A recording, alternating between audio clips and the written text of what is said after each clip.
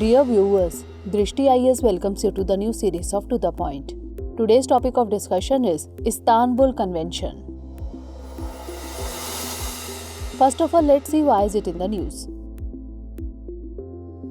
Recently, a brazen killing in Turkey has triggered a massive outcry over what women's rights activists say is the government's failure to prevent gender-based violence. Activists say that by withdrawing from the Istanbul Convention, Turkey has given up on a roadmap it was the first country to endorse.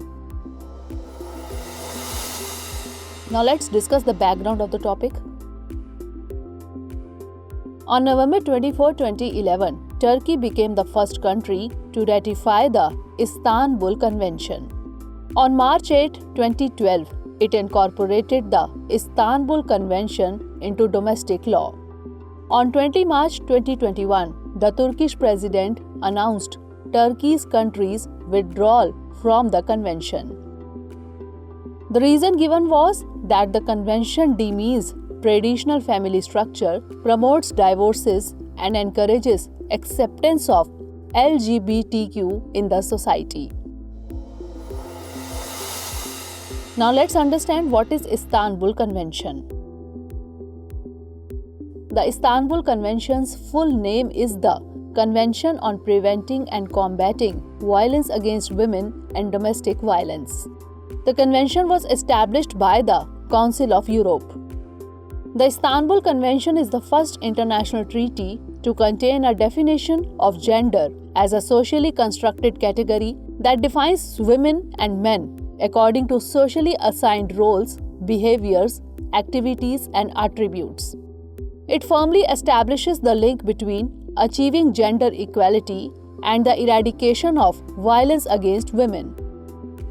Aim of the Istanbul Convention is to prevent and prosecute all forms of violence against women, promote gender equality, and ensure protection and rehabilitation of women who are victims of violence. The treaty was opened for ratification in May 2011. The Istanbul Convention sets minimum standards for governments to meet when tackling violence against women. When a government ratifies the convention, they are legally bound to follow it. Now moving on to the question for today. Consider the following statements. 1. The Istanbul Convention aims to bring down greenhouse gas emission globally.